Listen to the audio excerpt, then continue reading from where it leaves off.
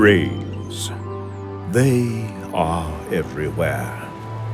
In the world's gentlest places and its harshest. In this unforgiving environment, some brains exhibit troubling signs. Addiction, illness, depression, social disorder. Yet others thrive. Why have some brains developed the ability to cope in harsh conditions while others struggle? It is one of nature's great secrets. Hi. Hello? This is amazing. But I just need to clarify a few things. This great secret? It's actually science. Severe adversity isn't good for any brain. But it is true that some brains do better than others in the face of significant challenges. Oh, a scientist. Yes, I agree. This is a great secret of science. Great, yes, but not a secret. Let me explain. We're born with brains, but our brains change as we grow. They develop based on experiences we have, and different brains respond to experiences in different ways. Okay, thanks. I'll let you get back to it. Indeed. Some brains show robustity and strongitude, while others... Sorry, we scientists use the word resilience. Some brains are more resilient than others. Yes, resiliences. Resilience? Resilience. Revenge of the cortex. Resilience is a result of the interplay between genes and life experiences. It's a brain's ability to maintain good functioning under adversity. Resilience makes us invincible.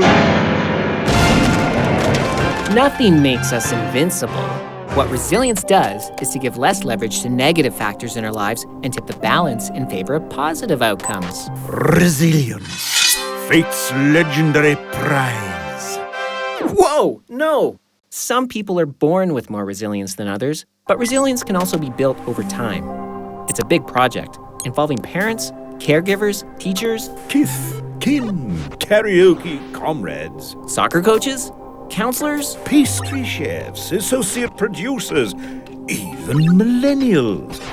Like a barn raising in times of old. Yeah. In fact, we scientists believe strong brain architecture is the foundation for resilience. And, look over there.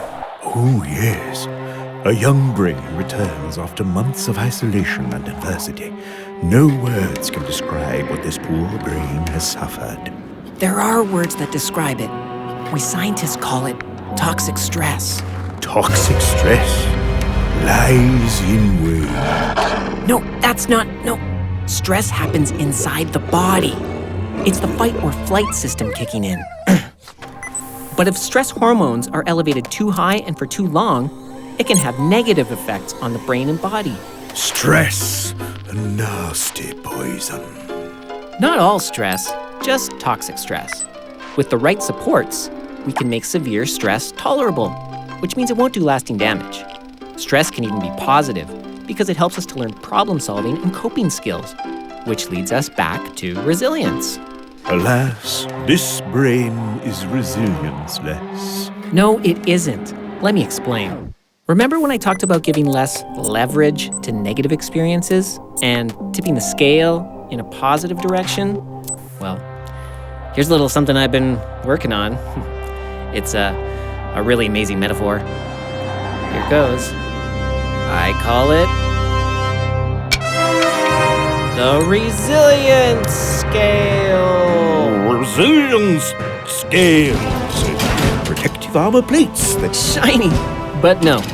The resilience scale helps us understand why some brains are more resilient than others. The resilience scale sends out invisible resilience rays that's It's really just a scale. See? It's a beam being held up by a fulcrum. full of crumbs. Geez, no! A fulcrum. You know, like high school Never mind. Let me just clean this up. See, negative experiences add weight to one end of the beam, and positive factors add weight to the other end. Ideally, we want the scale to tip toward the positive side and lead towards positive life outcomes. The brain's future literally hangs in the balance. The position of the fulcrum can be understood as our original capacity for resilience. It's something like our genetic starting position. Remember the young brain that was struggling to survive? Look, it started life with the fulcrum off-center, giving more leverage to negative experiences. Serious stuff, like abuse, neglect, and chaotic environments. That means positive factors like responsive relationships, safe environments, and learning opportunities had less leverage. Over time, the negative load shifted the fulcrum even farther in a negative direction. Tragedy. Not at all. Right now, this brain is experiencing poor health. But with help, the scale can be tipped toward more positive outcomes. The first thing we can do is to stop negative experiences from stacking up.